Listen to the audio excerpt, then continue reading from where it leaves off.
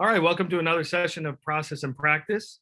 I have the awesome artist, Luanne Witowski, here with us. And so a little bit about Luanne. She is an artist working in a whole range of media and reflective social practice, using mixed materials and processes. Her constructions, paintings, prints, and multimedia exhibits are reflections on observations of the natural world and humanity through her experiences creating environmental and site-specific installations. Luanne's pieces reflect her curiosity and interest in ephemera versus eternal, and she also produces portraits of place. Her works are in collections throughout the United States and abroad, including mine. I'm proud possessor of 2 items. She has been a member of the Kingston Gallery in Boston since 2005 and is affiliated with Hutson Gallery and AMP Gallery in Provincetown. Her organization affiliations include the United South End Artists, Mission Hill Artists Collective, and the Provincetown Art Association and Museum. Witowski is a recipient of the Commonwealth of Massachusetts Lifetime Achievement in Art and Commerce Commendation and Wellfleet Boathouse Air. In addition to her studio practice, she is the Assistant Design Studio Director, Adjunct Faculty, and LR-MFA Mentor in AIR at Massachusetts College of Art and Design. She teaches creative thinking in the Critical and Creative Thinking CCT graduate program at the University of Massachusetts, Boston. And at the end of all that, we can just say she's just awesome. So, Luanne, welcome, and thank you so much for doing this.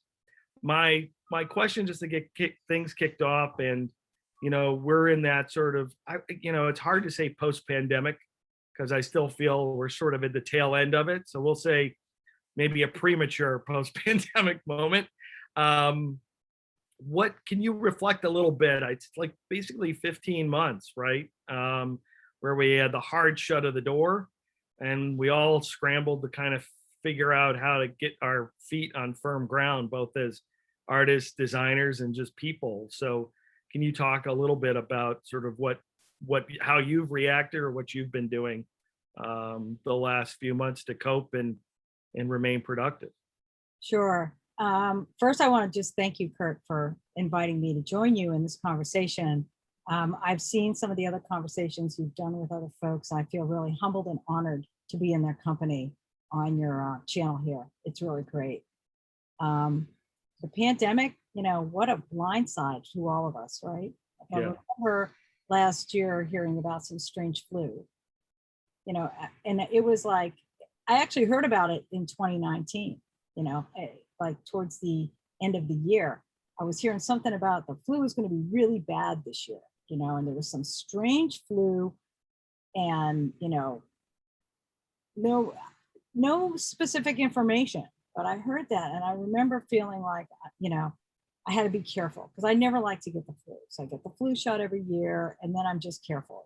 I make sure that I wash my hands a lot. I make sure that I remind my students of that all the time. Make sure that we've got wipes around the studio, all this stuff because of the flu. Because, when you're in a crowded, shared studio situation, if one person gets the flu, everybody gets the flu, right? So we were already kind of thinking it was going to be a bad flu season. And then, it was coming up to March, and there was already rumblings about it's not the flu, it's this other thing. And, suddenly it was like spring break, and we were telling our students to be prepared to take an extra week of spring break, and then it was like we had to shut down. And, I, as many thought it'd be a couple of weeks, we'd be back, right? And it wasn't, so it was something that became very scary, I think, to a lot of people. Mm-hmm. It was interesting, I think, for many of us who are in education, to think about how to be scared ourselves and not transmit that to the people that we were trying to mentor through it, or, kind of guide through it a little bit. We closed down the schools, but we didn't close down teaching and learning. Right. And so, trying to do that in a positive, we're going to be okay and get through this way, when in our own lives, we were like, oh my God, what's happening? You know, it was traumatic. So it was off-putting and destabilizing on so many levels, because people were in their personal lives, people were in their professional lives, and people were in their social lives, all disrupted at the same time, in the same moment. And, you know, we were reeling from that and trying to be okay, you know. And then to make matters worse, well, it didn't help that the leadership through all of this, and at least in our country, was horrific. And at least in my opinion, Mhm. maybe people that disagree with that, but I found leadership to be a bit horrific. And that kind of added to the stress and the unknowns in the world. And it was uncomfortable to watch, and yet you couldn't stop looking. You Right. know? Yeah. And you know, and then George Floyd happened. Yeah. And oh my God, again. So now we have these two pandemics, really. These two wounds rawly ripped open, and everybody, you know, just being impacted again. Like, I'm not at all surprised to hear that healthcare professionals and people of color are suffering from PTSD as a result of the past year and a half.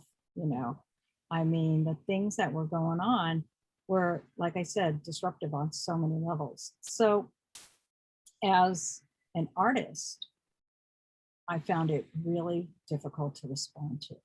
Right. Because you know, I mean, I consider myself like a process artist. Like, I'm really an environmentalist, right? Mhm. So I'm really into nature and the environment and art making, and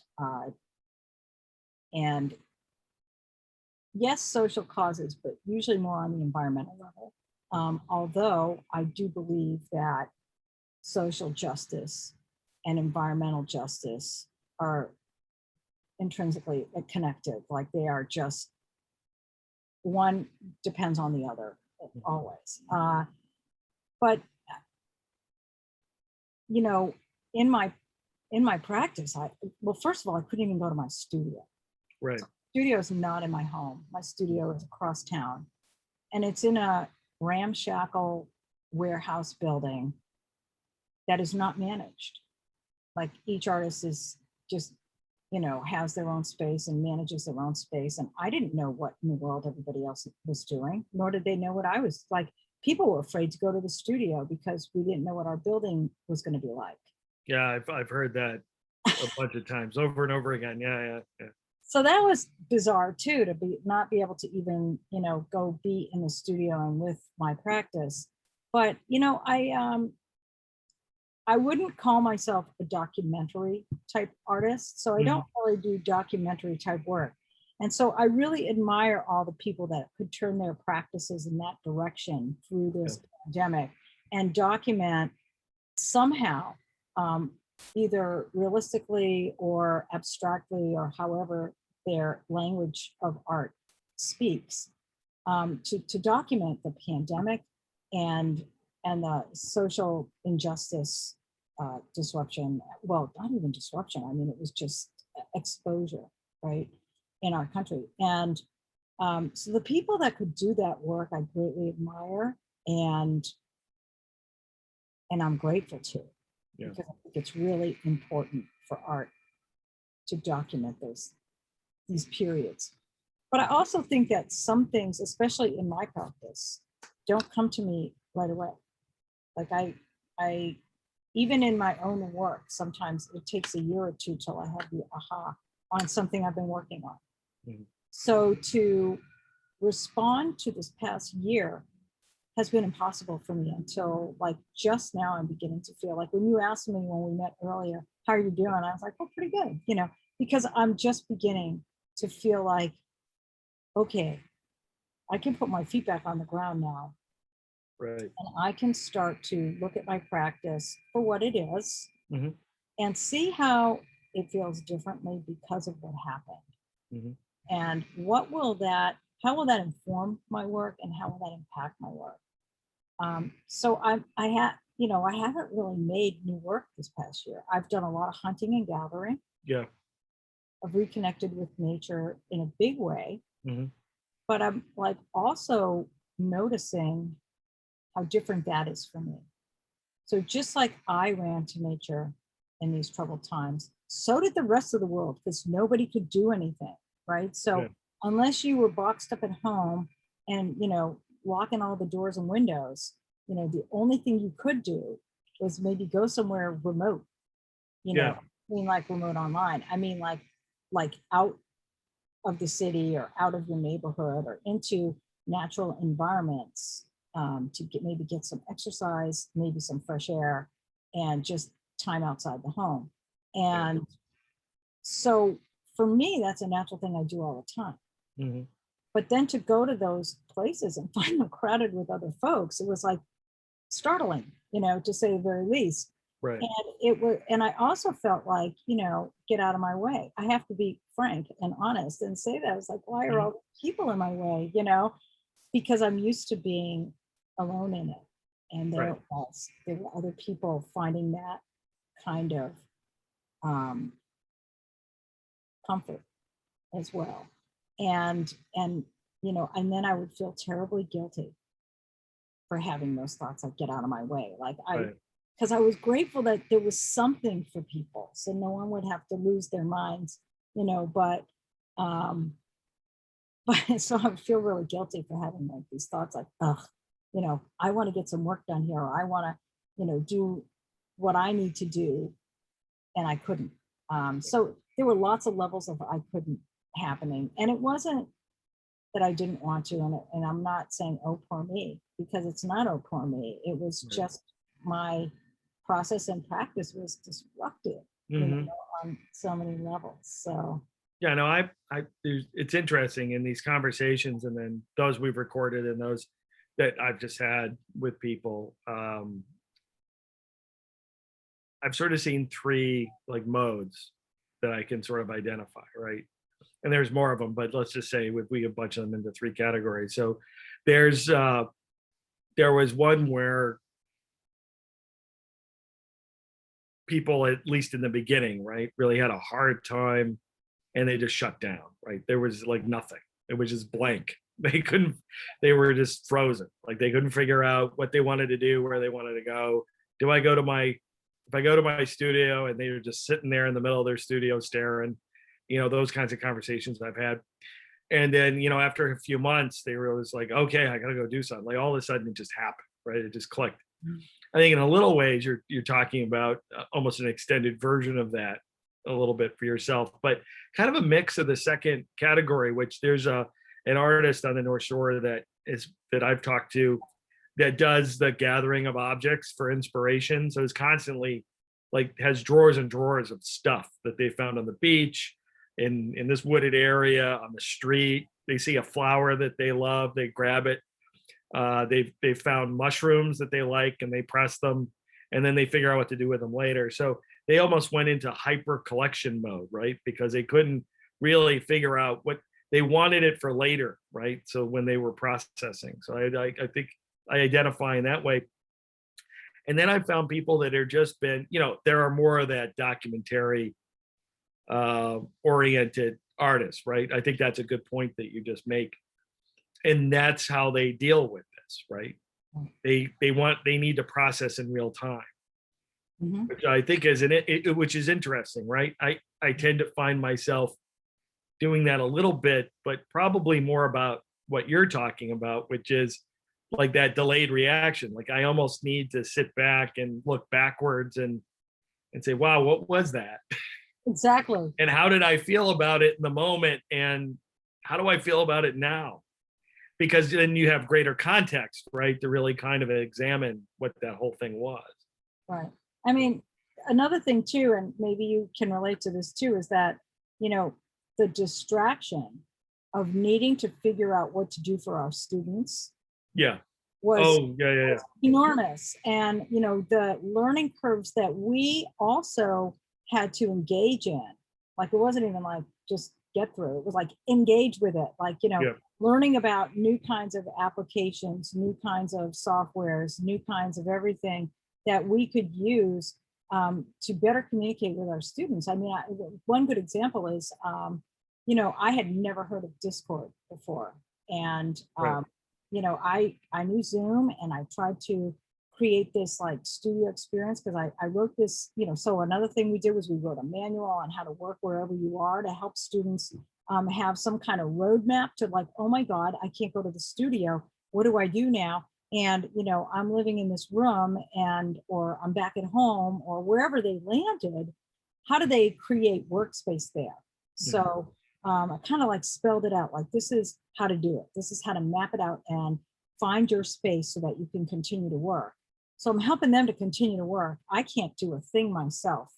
And in the meantime, I also don't want to sever the ties of studio community and communication that happens, which is very different than the coursework and classroom stuff that happens, right? So they've always depended on their studio, at least in my experience with them. And so how do I maintain that? And, so of course, like everybody else in the world, I went directly to Zoom, and, and it wasn't taken off so well. It was like bizarre. And, it was like, who wants to sit in Zoom classes all day and then go hang out in Zoom, right? And one of my students says to me, but what about Discord? And I was like, what is that? And I learned this whole other world. Oh, yeah. Yeah. And it was a vehicle in which we could actually mimic the studio. We could create different spaces in it. We could come and go from it. You're obviously familiar with it. But it was something that I too learned, because I didn't know about it before because I'm not a gamer. So my game. I was the same way. I learned a lot about it this last year, and it's a really interesting environment. And we've been using it for different things as well. Yeah. So, it was a language that the students were happier to Correct. use in their non-coursework time. Right. My students were using Zoom and Slack for coursework, but then we had a Discord channel or server. Sorry, whoops. We had a Discord server with many channels that they could hang around in. And, that was really helpful. But it was like, for me, it was like a whole new learning experience. And, so there was like all these little projects and things, and then, trying to learn everything that the faculty were all using too, so I could at least understand and converse about it. Right. But that too made it like this whole chunk of time in the beginning that I didn't even notice my personal practice. Because I was honestly, many of us in the beginning when it was all remote, it was, you almost felt like you were working 24/7, because it was really difficult to make that separation between your different channels of life. Yeah. And so that was crazy. And then as that eased up and as studio managers went back on campus, that shifted and changed too. So there was like so many shift and change periods. Then, by the end of last summer, I was like, oh my God, what about my work? Right. I didn't even notice it until then. No. And it was like, what, it's been 4 months, what? And I had thought about my studio, obviously, because I pay the rent, so every time it was due, I would say, oh, my studio, and I would go over there and water my plants and run in and run out because I wouldn't know who I was bumping into and how people were behaving and whether the building was safe. And is anybody ventilating, like that whole thing. And we didn't know if we needed to do that yet, right? Nobody had answers. So it was like 4 months later, I was like, oh, but what about my practice? Right. I've been doing more writing and note taking and sketching, because when I have an idea, I have to write it down. Yeah. So I am maybe the post-it note queen of America right now. I don't know, but we'll definitely be good to go back to that.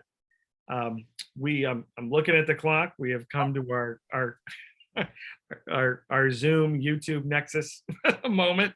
But I want to say I really appreciate the time, the window into these things. I knew you'd bring a good perspective for the students to hear, and I was not wrong. So Luanne, really thank you so much for your constant generosity of spirit and talking about your process practice and a little bit of the struggle, right, that continues as we sort of get ourselves into another channel as we enter this fall, right, which is a question mark in and of itself, if we're being honest with ourselves.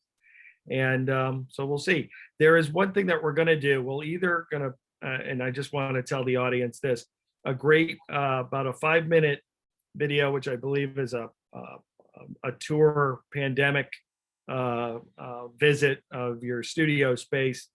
We will either put it at the end of this, or we will make sure that it is posted in some way where it's accessible to people. So I think that's a great asset. Thank you for offering that as well, and we look forward to it. So again, process and practice, Luanne Witowski, awesome artist, educator, and all-around great person. We thank you, and we are blessed to have you with us. Thank you so much. Thank you, Kurt. And thanks to everybody who's hung in there. Got it.